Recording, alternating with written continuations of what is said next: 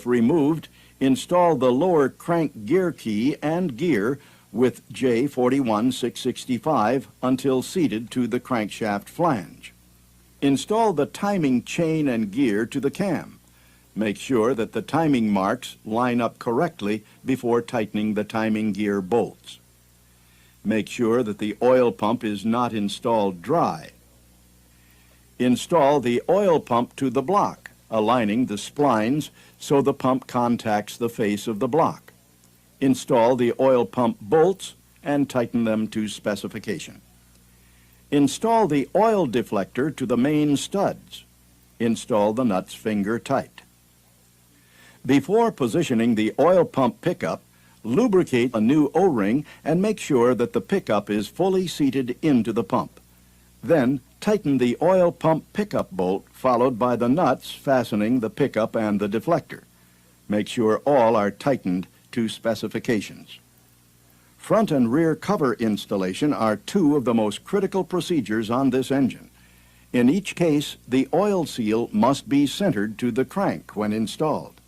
Also, the cover-to-block sealing surfaces for the oil pan must be dimensionally correct. To begin, install the front cover, gasket, and bolts to the engine.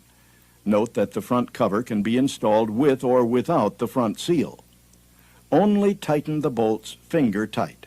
Then install the J41480 alignment tool to the cover and bottom of the block.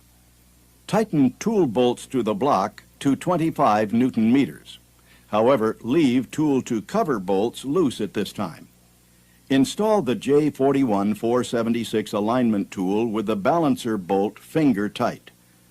Then, with the cover centered, tighten the J41480 tool to front cover bolts to specification. Finally, tighten the front cover bolts to specification and remove the tools. Before continuing, measure the front cover-to-block oil pan sealing surface for flatness. The cover must be flush or no more than a 0.5 millimeter gap.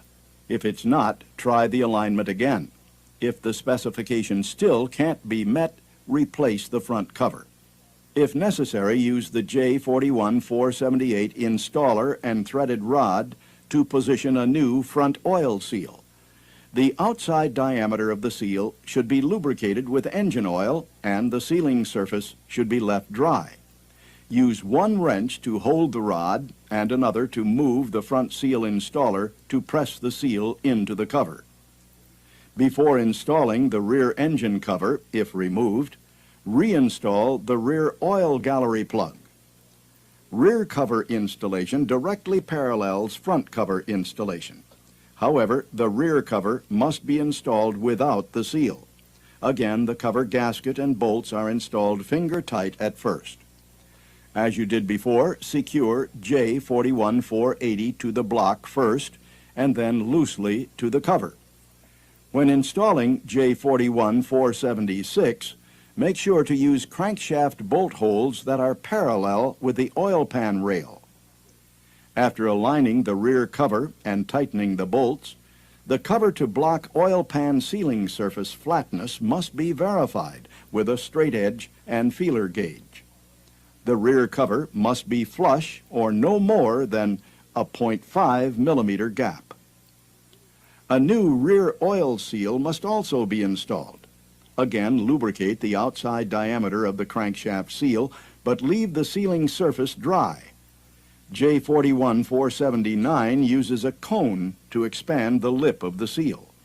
The tool's threaded rod installs the seal into the rear cover. For the oil pan, GM part number 123460004 sealant is applied according to the service information. The new gasket must be correctly oriented to ensure the oil gallery passages align. Then the oil pan can be installed. Check oil pan position by measuring the mating of the rear of the pan and the rear of the block. The match must be flush or no more than a 0.5 millimeter gap. The rear of the pan must never protrude beyond the block. Before cylinder head installation, be sure to install the valve lifters and lifter guides. tighten the shouldered retaining bolts to specification. With the block deck and cylinder head bolt holes cleaned and prepped, ensure the head locating dowels protrude from the block deck by 6 millimeters. With the locator tab closer to the front of the engine and the marked side of the gasket up, position the gasket on the block. No sealant should be used. Position the head over the locating dowels. Then install new M11 head bolts. The old bolts in these locations should not be reused. However, the shorter M8 head bolts used along the upper edge can be reused. Apply an approved thread locking compound. Tighten the M11 bolts in the order shown in the service information to the torque specification. Then tighten the bolts in order to the recommended torque angle, followed by an additional tightening to a specified number of degrees as well. The upper M8 bolts are tightened to a specified torque only. Install the flywheel and bolt J42386 to the starter pad, making sure that the tool is properly engaged into the flywheel teeth.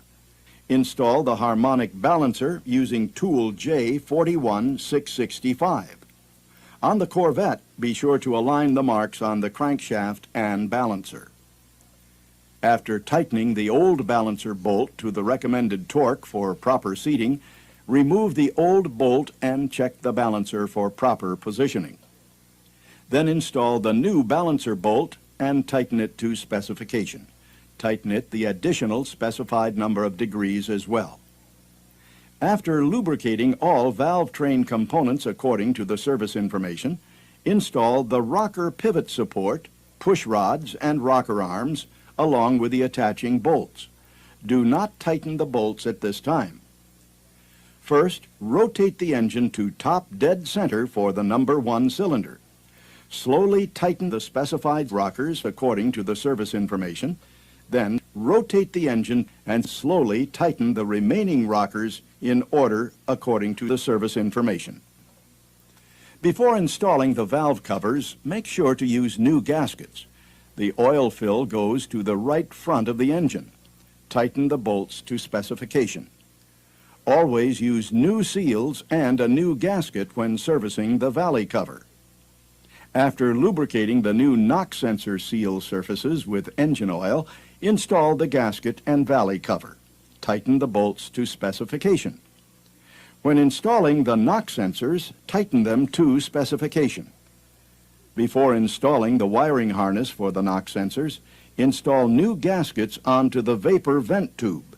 Install the vapor vent tube with the bolts tightened to specification. At this point, the knock sensor harness can be installed.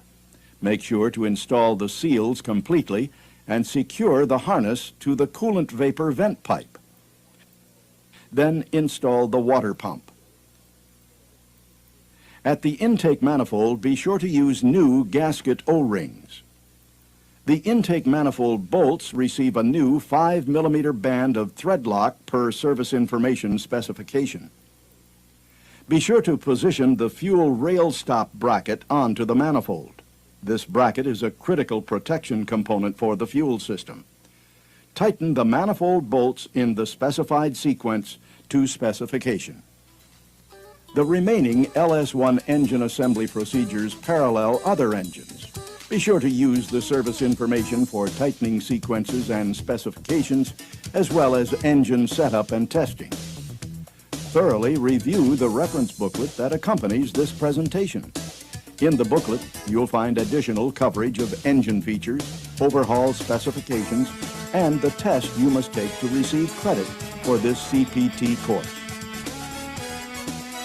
The aluminum Gen 3 V8 is a high-performance engine. Customers, as always, depend on their trusted GM service technicians to ensure that when repair is required, they know it'll be done right the first time, on time, every time.